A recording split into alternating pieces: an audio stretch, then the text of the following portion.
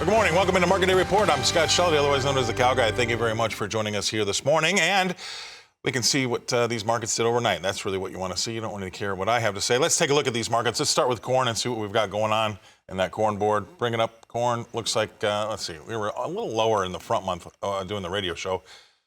There we go. 2 1/4 cents lower in that March corn. 440.5 is last there.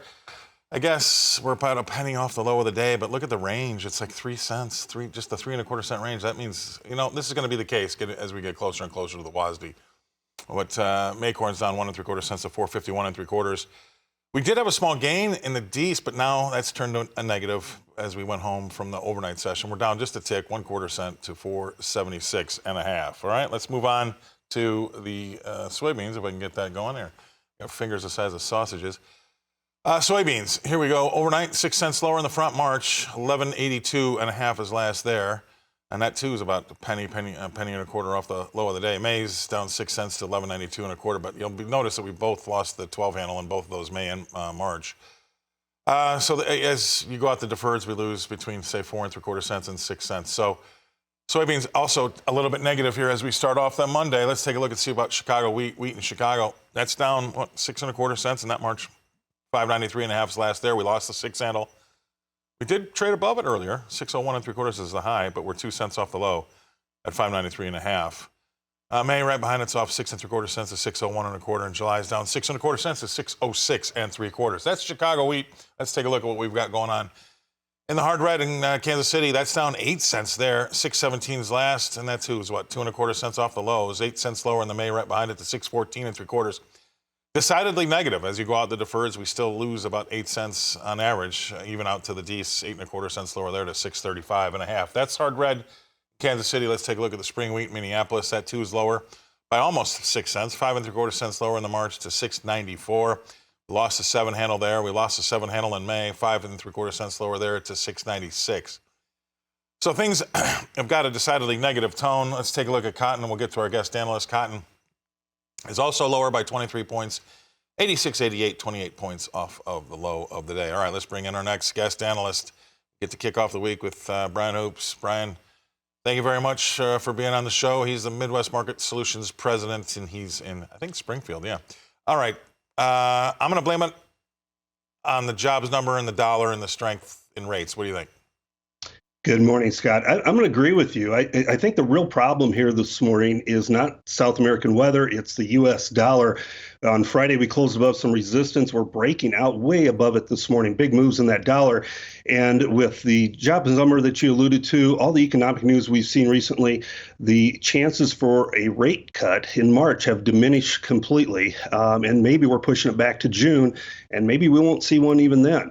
And that is what's driving the dollar higher. And I'm afraid we're going to head back to the 106, 106.50 area where the dollar found some resistance last fall. And that's a pretty big move yet for the dollar index. And of course, that's going to hurt a host of commodities, grains, livestock. You can see the metals are down fairly hard again this morning. So I don't think it's going to be a straight shot higher, but it's going to be a drag against our commodities for the next several months. And they're going to need to see, that was a 4 sigma shocker in that Bureau of Labor Statistics jobs number on Friday. It's the big one every year that they do a lot of adjustments. So there's a lot of outside things that go into that, some smoothing, some rounding. And so maybe that kind of settles a little bit down for the next 2 jobs numbers. But that means we're going to have to wait until we get a really good idea about where rates are really going to be. And we'll be starting to plant by then. There's going to be some issues. We're going to be making some big decisions, acreage-wise as well, with some of these, with rates as strong as they are, or at least not going down as much. And that could also affect the marketing plans out there. Look at these operational loans. Yeah, there's a lot of factors a farmer has to take into consideration these days. One of those is interest rates, as you mentioned. So you have high operating loans, expenses that maybe weren't as high as 2 years ago, but certainly higher than last several years on average. They're certainly higher. Rents have not come down. They're probably going to continue to move higher with land values remaining strong. There's a lot of factors against profitability here this year. So marketing is going to be one of those really key things that you really have to focus on. This year, there's not a lot of opportunities so far here in the early part of February for farmers to look out into the future and say, this is an area I really want to protect or want to defend or make cash sales at. They're looking at, what to do with some of this old crop if you're still holding that in some of the bins. And I think a lot of people are. A lot of it's unhedged. I think it's going to take some sort of a weather rally to get that product moved and to get the farmer to start making some hedges on the 24 crop. I don't think a lot of people want to be doing it at this price level. They want to wait see what the spring or the summer weather is, and it may be kind of a slow trek lower until we get into that weather environment.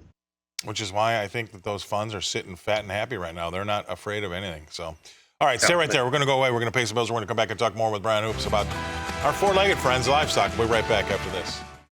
All right, welcome back to, let's see, what do we got? This Market Day Report? I think that's the show we're doing here, right? Yeah.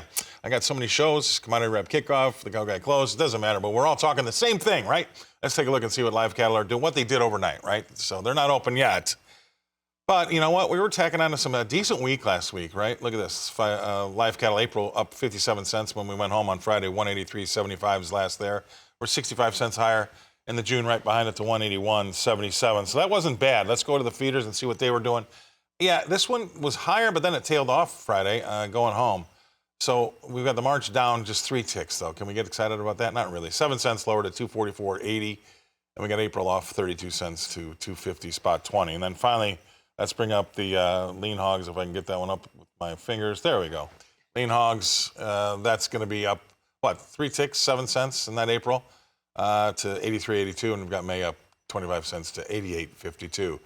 All right, let's get back to Mr. Brian Hoops. He's waiting so patiently in the wings to tell us what he thinks about the livestock here. All right, Brian, it was a good week. We got some good numbers. Is it safe to kind of put your toe back in the water, or we have to worry here about some decent technical levels and maybe taking a turn for the worse again? You're right. It was a good week for the cash markets, $3 to $5 gains dressed and live.